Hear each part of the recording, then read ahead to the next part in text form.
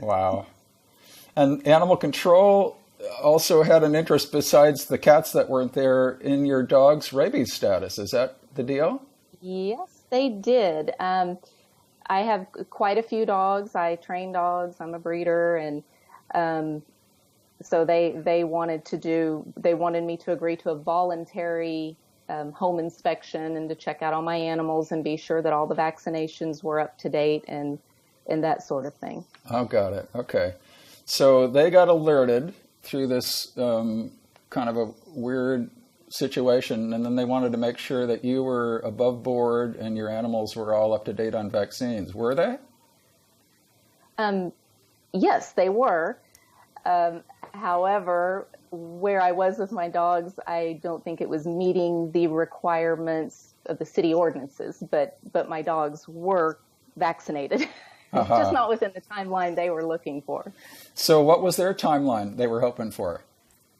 The only one that by law is rabies. So they can recommend others, but they can't make an attempt to enforce anything other than the rabies.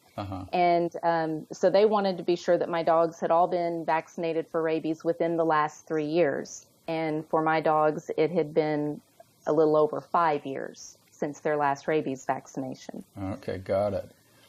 So animal control knocked on your door. Yeah.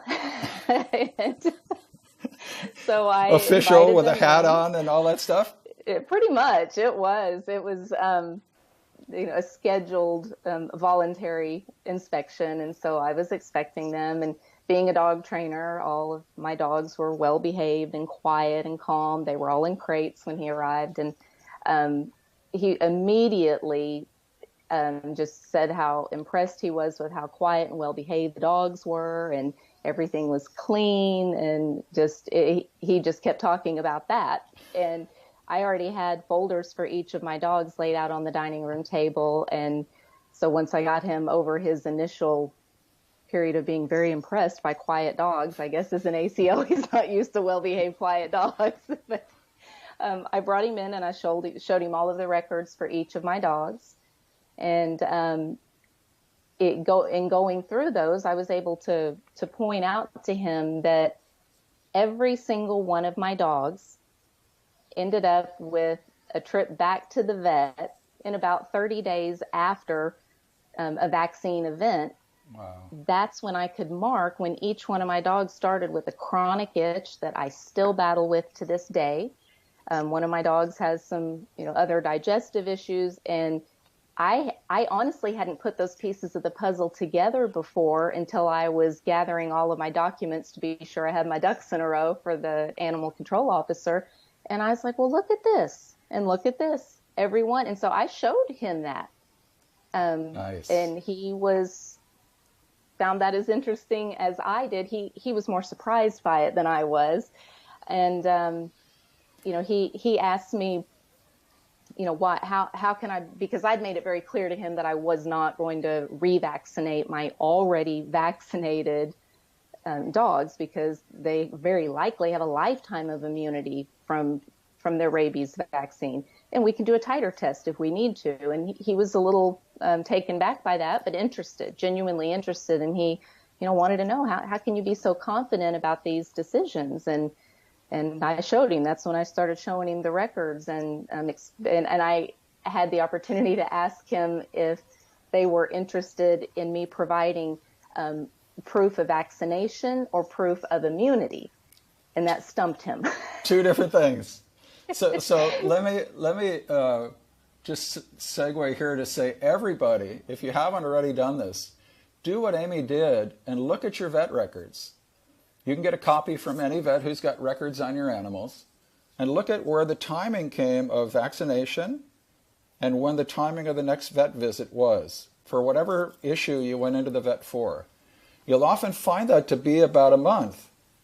And the commonest one is itchy skin or inflamed ears, but you can have others. And certainly they can come sooner, but we hope you all become aware of that, because it's a thing that unless you're looking for it, a month later is going to escape you, and you'll think, oh, it's a brand new thing, and itching just fell from the sky or something like that. No, it was preceded by a vaccine more often than not about a month earlier. So that's great. And Amy's just shifted into her confidence mode and said, do you want proof of vaccination or proof of immunity? Those are two different things. So here again, she got her thinking cap on and challenging this animal control officer to say, what is it you're after? Because my dogs are immune and I can prove that to you. All we have to do is draw some blood and run a titer. But I can also show you these old expired vaccination certificates, which doesn't necessarily mean anything. They were vaccinated, but everybody who's vaccinated is not immune. So good on you, Amy. That was a good move to challenge him that way. My dogs itched all the time. It wasn't fleas. Yeah, I hear you, Teresa. The commonest thing is the allergies. And maybe they're allergic to fleas. One flea bite can be enough to trip them into doing that. Or maybe they're allergic to grass or to pollens or to whatever. But why? Why are they allergic? It's all immune confusion, my word for it. It means they have got stuff going on that shouldn't be reactive to them. We should all, every dog should be able to handle a flea bite and not go into conniptions and get all itchy. So who else is in here? Let's see. Oh, Janet had a good experience. Janet says, my town accepted a titer certificate from Dr. Rob at Protect the Pets, which is cost effective. Yes, visit them if you haven't already. I'm not sure my town knew what they were looking at, but it sufficed. So Dr. Rob, if you guys haven't been there, it's protectthepets.com. And he has taken it on to help people get titers done very affordably.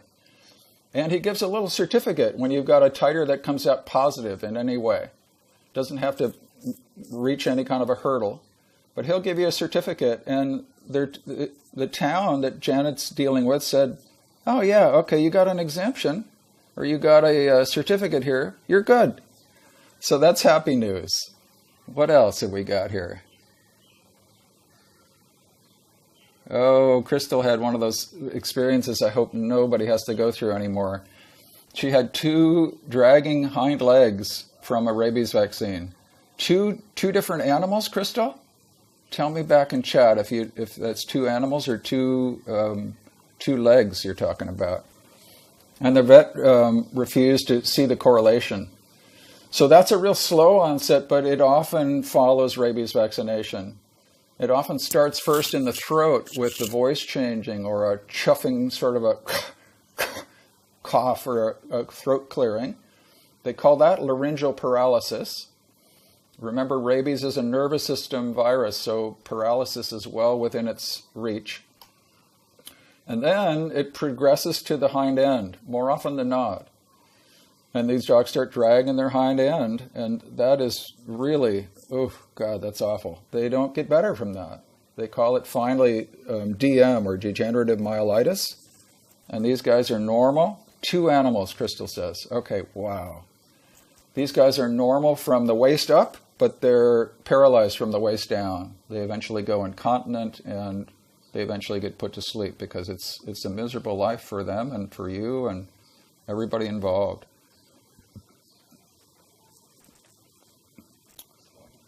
Mandy is really hesitant. Let's get you on there, Mandy. To give her 5-pound dog the rabies vaccine, I agree, totally. Another thing Dr. Rob is working out to try to shift is getting dose-dependent vaccines given. So big dogs and small dogs right now get the same dose, and that doesn't make a lot of sense.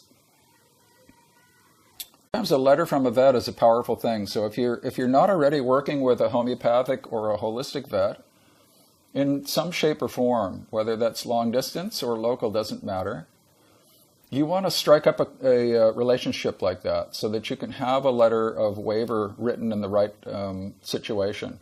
So I've done this for my clients over the years. I'm offering it even on my course for those who want to get in at the highest level. I'll give you some info about that in a second, but it definitely works for groomers. It definitely works for kennels. It definitely works for trainers, apartment managers. the letter says, this is my patient, I'm treating for XYZ. There's a history of vaccines. Most of you all have a history of vaccines in your animals. And the thought of going on and on with that is just not making sense from an immunological point of view, and it's really risky. So these letters signed by a DVM in your favor just help kind of smooth the path for you. Oh, Crystal lost one to cancer starting at the injection site as well. Yeah, that's a common side effect of rabies vaccine particularly. Coming up in dogs now. We used to only see it in cats when it first got started. They called it VAS, vaccine-associated sarcoma. Wanda also says her Belgian Shepherd died 2 days after a rabies vaccine from, here's an autoimmune disease that you'll see popping up now and again, autoimmune hemolytic anemia, meaning their red blood cells are now attacked by their own immune system and taken out like they were germs. You know, they're bad viruses or something. And obviously you need red blood cells or you can't live very long.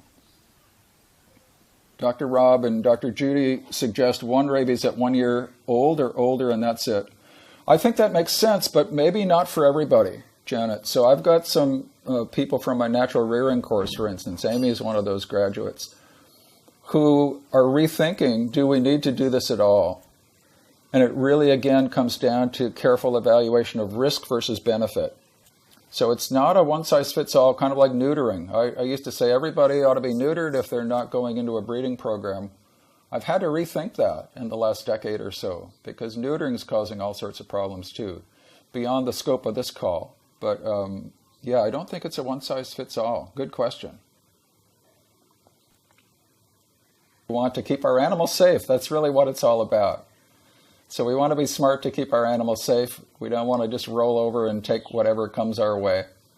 And you guys are here. It's proof that you're moving in that direction. So thanks, everybody. We'll see you next time. Hope to see you in the course.